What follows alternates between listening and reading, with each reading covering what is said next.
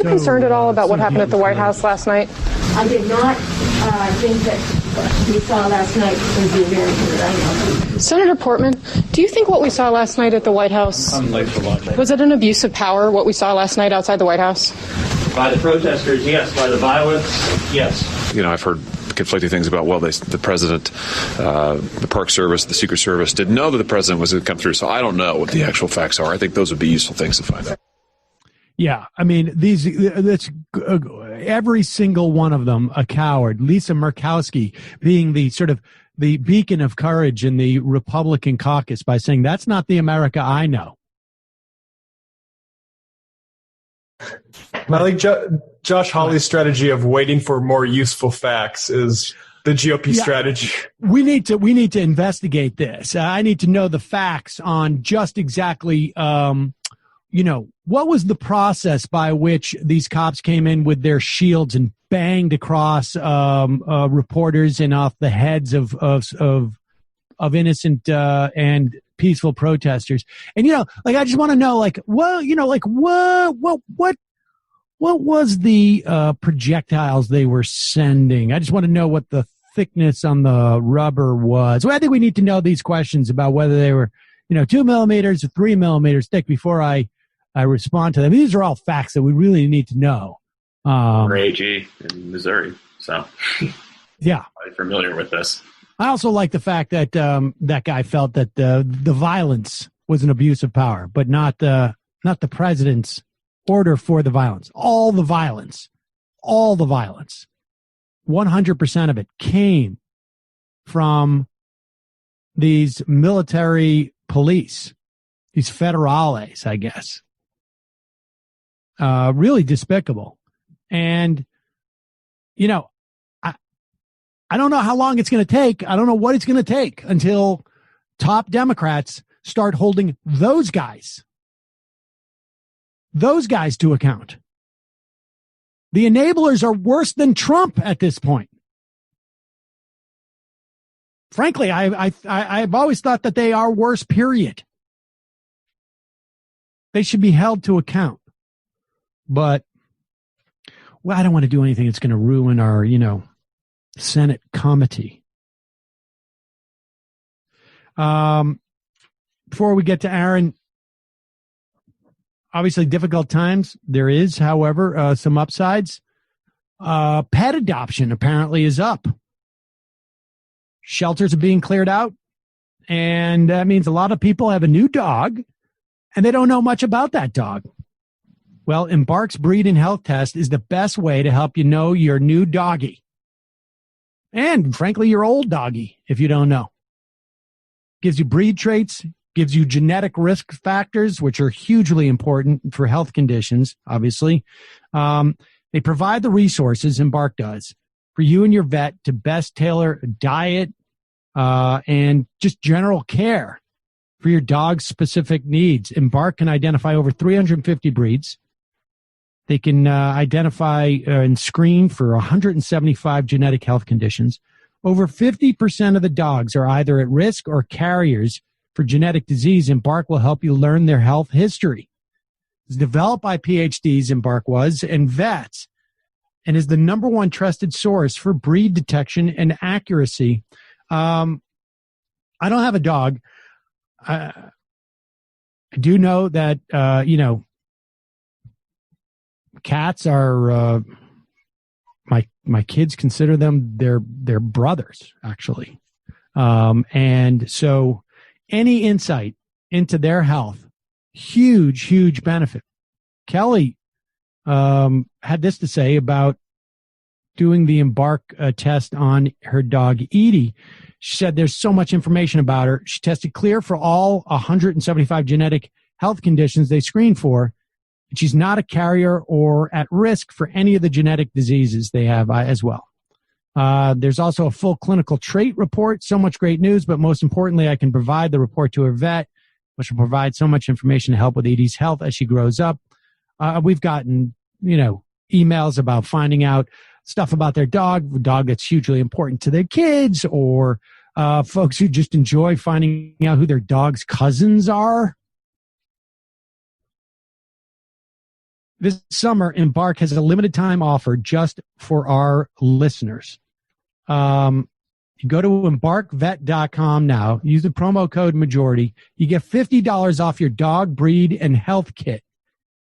That's embarkvet.com.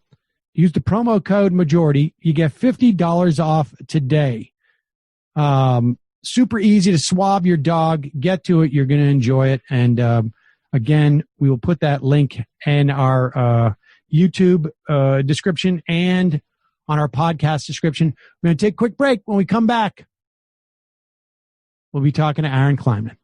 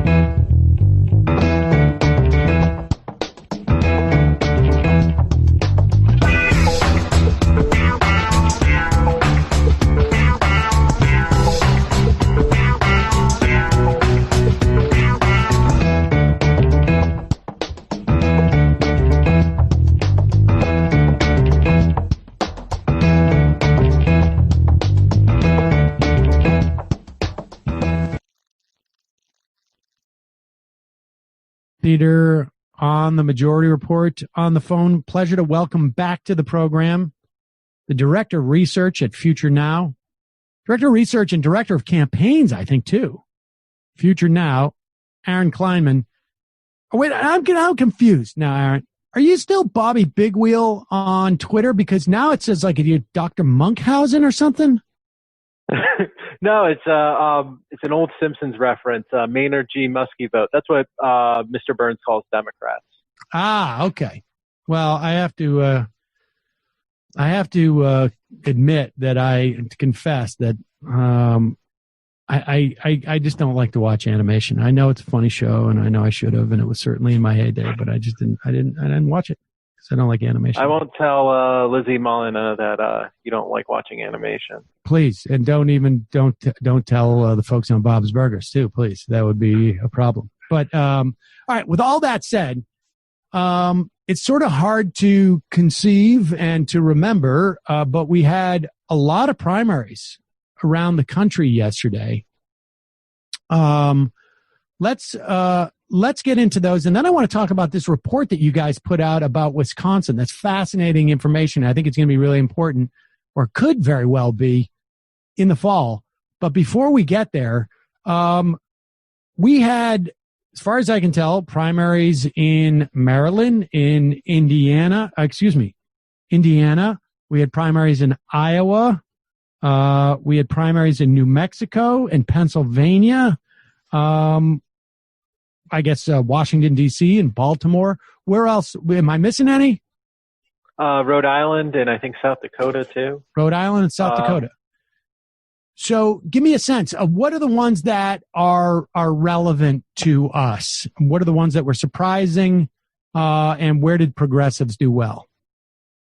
Yeah. So I think if you look at the results from last night, one thing really jumps out at you, and it's that there is an anti-incumbent mood right now, it appears, especially in Pennsylvania and New Mexico, where we saw a number of incumbents lose their primaries to challengers. Now, in state legislative races, 98% of incumbents, give or take, win renomination. So it's pretty significant to see large numbers, especially in these two states, go down. And that's both Democrat and Republican? Mostly on the Democratic side, but we did see a few Republicans lose primaries as well. And, I would say it seems like the mood on the streets seems to be manifesting itself in the ballot box as well, where people are dissatisfied with the status quo. And when we see those changes, now are you talking like in terms of Congress? You're talking mostly in terms of state seats? In state legislatures is where we saw the huge numbers. I think in Congress, obviously, the big story was Steve King in Iowa losing renomination on the Republican line. I think if you look at Republican primaries, he might be the first incumbent or congressional incumbent to lose a Republican primary because he's too conservative since 2002. Right. Which shows you kind of how that party has drifted. All right. Ideologically. I want to circle back to that because I think that's I'm not sure about that characterization, but you're the data guy, so you would probably know better. But let's stay with the state races for a second. In these instances where we saw the incumbent lose, and I'm happy to hear that because I think we can always do better, frankly. But for the most part, did we do better? In other words, from a progressive perspective, were the state representatives and senators who were defeated in a primary, at least on the Democratic side, were they replaced with people who are more progressive? In Pennsylvania and New Mexico, yes. For the most part, I would say. There were some challenges that didn't have an ideological angle to them, especially when you deal with state legislative races. There can be very local and picayune concerns that can really drive a primary. But if you look at New Mexico, there were 7 moderate to conservative Democrats in New Mexico that progressive groups targeted. And like I said, 98% or so of state legislators tend to win renomination. It looks like, and again, one thing to keep in mind with all these results is that a lot of mail-in ballots still haven't come in yet. So we don't have final results. And, but in New Mexico, it looks like between 3 and 5 of those 7 have lost renomination. Go ahead. Yeah. No, go ahead. And then in Pennsylvania, and again, that issue with mail-in ballots, if you're looking ahead to November, on election night in Pennsylvania in November, you're going to probably see Trump go out to a big lead because all the small counties that he wins big have been able to count all their absentee ballots, while the bigger counties around Philadelphia are taking longer. So again, in Pennsylvania, keep that in mind. There's still a lot of ballots left to be counted, but we saw a number of races where the incumbents lost to challenges from the left, concentrated in Pittsburgh and Philadelphia, but even one in the Lehigh Valley. Again, there's the incumbent currently, I think, has a slim lead on a challenger with a lot of absentee ballots outstanding. And these do tend to be left-wing challenges, though there are some non-ideological components to these. Do we have one where, I don't know, it was, I get the idea that there's, we have, at that level, there's some that are non-ideological, but were there anywhere somebody was considered too left? Like, we had some DSA people who were up for re-election, right? In Pennsylvania. And how did they do? So, actually, Summer Lee was the most prominent. She's actually an incumbent who won in 2018 her primary as a member of the DSA. She faced a challenge from the right in her primary. And like I said, there are ballots outstanding, but she won by so much that it's really hard to see how any remaining ballots would change the outcome for her. She won big.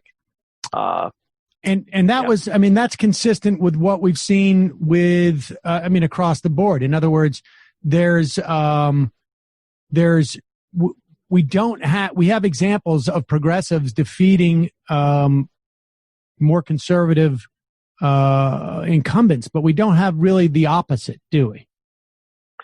Yeah, I haven't seen too many examples of someone losing a primary because they were too liberal. And, I would say sometimes a more liberal candidate incumbent will lose a primary to a more moderate candidate. It tends to be a non-ideological thing with that liberal candidate and that the moderate candidate seizes on. It doesn't seem very common that a Democrat wins an ideological primary against an incumbent running to the center. where are we on like